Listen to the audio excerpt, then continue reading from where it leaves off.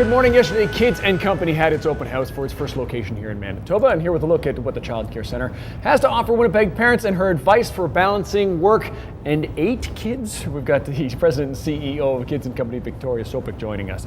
We'll get to the 8 kids in a moment because I'm sure you're not surprised by the fact that I said 8 over and over and over again. But I want to talk about Kids and Company. What is this location offering Winnipeg parents? Well, thanks for having me today, Jeremy. You know, as you can imagine, as a mother of 8, my question was always, how can I find childcare to get stuff done and to work? And what I was looking for was flexible childcare. So what we offer at Kids and Company locations is not just childcare every single day, though you can have that. Right. We offer casual, flexible childcare. So you can come for 1 day for childcare, you can come for 3 days, you can come for 1 day in a year, you can come for 1 day in a week. So whatever parents need, we can accommodate. We also have a parenting drop-in center, so parents can drop in and sort of hang out and have a coffee and have their children play. So we want to support working moms or moms that need a break in Winnipeg. And is that why we need childcare in that form, not every day all the time, is because Canadians are working different schedules, different shifts, different jobs? Exactly. What we've seen more and more in the last 10 years is actually mom and dad balancing childcare.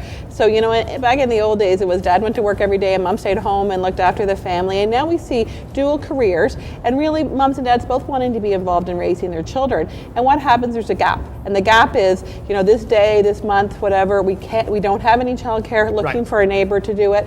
Instead, call us. There you go. I want to ask what I should be asking as a parent, especially a first-time parent, when I'm going to look at childcare centers. What question should I be asking? You know what, we're licensed childcare, so you can stop worrying about all the stuff because the province of Manitoba does a great job for that in terms of making sure that we meet all the criteria. I think most importantly, you want to feel good about the center. You want to think that the teachers are caring for your children well. You want to feel that the children seem to be as relaxed as if they were in a home environment.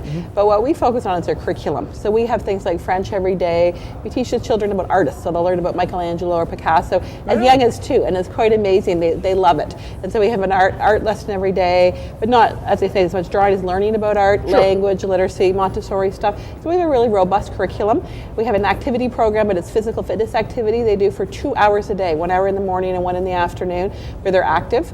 And so part of it is, you know, children under 5 are maybe not as active as we would like them to be in Canada, so we want to make sure they are, but it's an organized activity so they have fun while they're doing it. So it's more than just my kid being safe and sound, my kid's actually going to learn and grow. It's a school. Okay, let's talk about you and that balance. President and CEO of a major company and 8 children. Do you have any rules for us other than try to get through each day? Exactly.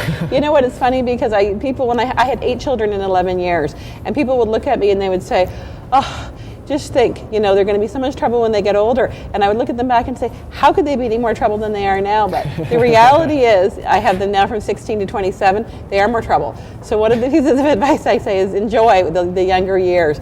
His life becomes, you know, the story they say, big kids, big problems, is 100% true. So lots of issues. And you know, my mantra in terms of doing things is don't overthink, don't overworry, don't be guilty, go with the flow.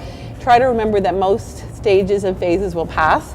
Often people agonize over their children, you know, having doing different weird things. They're thumb suckers or biters or just different things that they're doing, and they think way too much about it. And often it's the thinking that actually aggravates the problem because the child knows she's watching me to see if I'm going to, you know, pick at my nails or whatever. Try to ignore it, not mention it, and it will go away because there's so much, you know, we try so hard to be good parents, and I think that our generation of parents tried a lot less hard, and in some ways, you know, it was better for the kids. Yeah, maybe moms and dads can go a little bit easier on themselves. Well, if you want some more information and some resources from a lady who's been there and done that, all the information's on breakfasttelevision.ca. Thank you very much for your time. Thank you. Going to check on weather conditions. Here's Jenna Kahn.